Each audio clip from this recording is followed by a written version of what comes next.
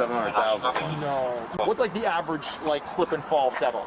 I don't know, 30,000. Oh, yeah, that will change. That'll change a lot of stuff for me. Okay, that's good information to know. This man, a lawyer caught in the crossfire of a domestic meltdown, discovered the only way to prove his innocence was to teach the arresting officer how to commit insurance fraud.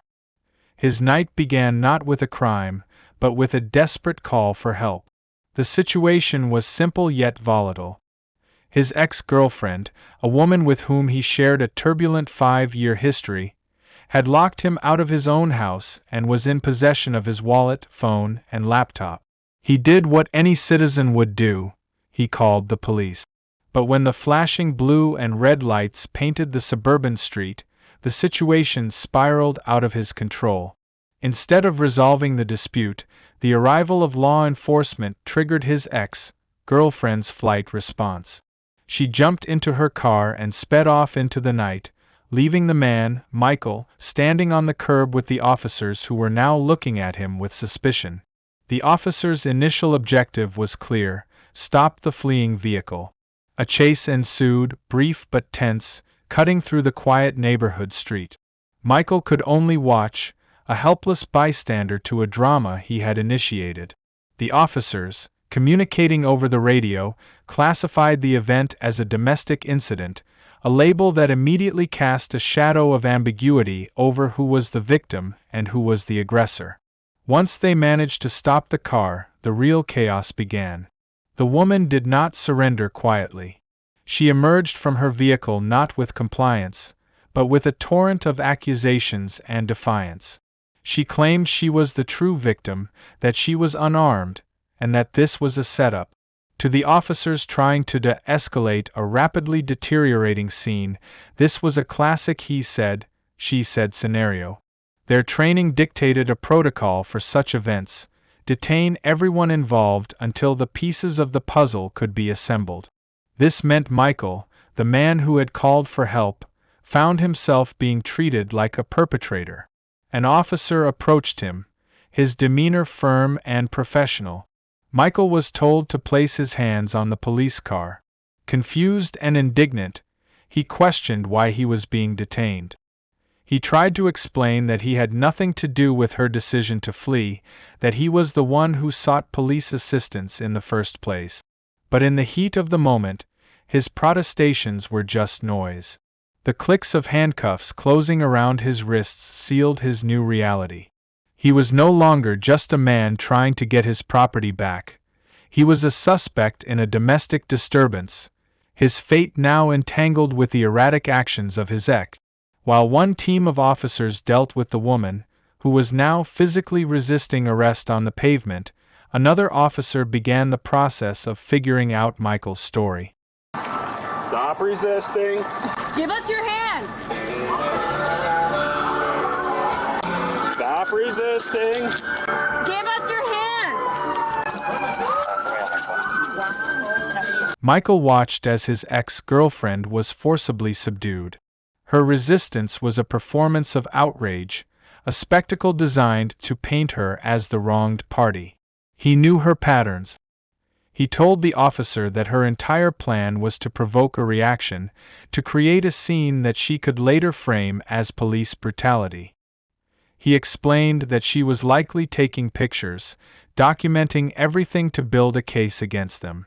This was not just a breakup, it was a calculated campaign. He was trying to give the officer a crucial piece of insight, a key to understanding the bewildering behavior they were all witnessing. The officer listened, his expression unreadable, but a seed of doubt about the woman's narrative had been planted. The officer's questions were standard, asking for ID, which Michael couldn't provide because his wallet was with the woman. The frustration was mounting. In the back of the patrol car, the woman's fury reached a crescendo. She hurled insults and accusations, claiming a history of being victimized by the police.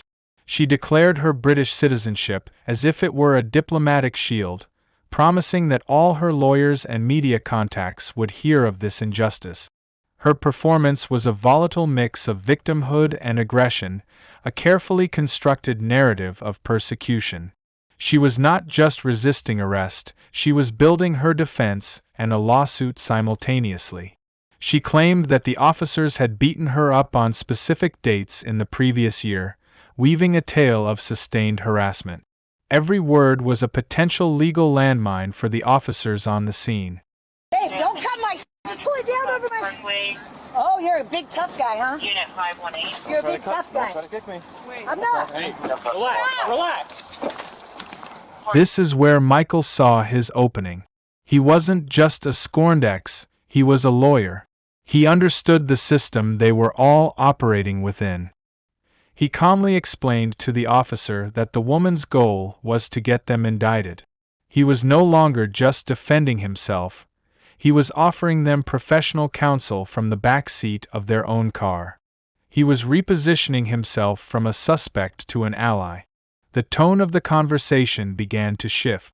The officer, weary from the woman's tirade, started to see the logic in Michael's claims. The situation was no longer a simple domestic call, it was a complex legal chess game, and Michael had just revealed the opponent's strategy. The officer's posture softened. The professional barrier between cop and detainee started to dissolve, replaced by a strange, shared sense of being targeted by the same manipulative force. The conversation drifted from the immediate chaos to Michael's professional life. The officer, now genuinely curious, asked what kind of law he practiced. Michael explained his work as a general counsel, dealing with mergers, acquisitions, real estate, and even gambling law. A peculiar rapport was forming amidst the flashing lights. The officer, perhaps seeing a glimpse of his own world of risk and consequence in Michael's profession, started asking for informal advice. The questions became surprisingly specific, a hypothetical inquiry born from the hazards of police work. What's the average payout for a slip and fall injury claim? The officer wondered aloud. Okay? When there's a small puddle and I just go down hard. Michael, still in handcuffs, leaned against the patrol car and began his impromptu seminar on personal injury law. He talked about frivolous lawsuits, about the one case that settled for a staggering $700,000 because a person took a hard fall on a puddle. He explained the mechanics of it, the feigned injuries, the claims of a life forever altered. He gave the officer the kind of insider information that only comes from years of navigating the legal system's underbelly. He wasn't just answering a question, he was speaking the officer's language, a language of liability, risk, and financial consequence. He was demonstrating his expertise, proving his value in a way that had nothing to do with the domestic dispute. He was transforming a moment of personal crisis into a bizarre professional consultation. The officer was captivated, even remarking that this was good information to have. This strange exchange was the final key that unlocked Michael's freedom. The officers were now fully convinced that he was the victim. They saw him not as a potential abuser, but as a fellow professional who had been dragged into a nightmare by a manipulative individual.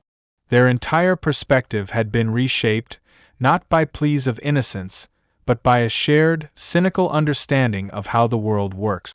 They recommended he file for a restraining order, offering him the case number to strengthen his application. The handcuffs came off. They offered to help him recover his stolen laptop, phone, and watch from the woman's car. The dynamic had completely inverted. The man who started the night as a suspect ended it as a client receiving assistance from law enforcement. He was free to go, to walk home into the night, leaving the chaos behind him. In a situation where truth was subjective and every action was scrutinized, he had found common ground in the most unexpected of places. He had turned his legal knowledge into a key, not for a courtroom, but for the lock on his own handcuff. The law had failed to protect him, so he used the language of its abuse to save himself.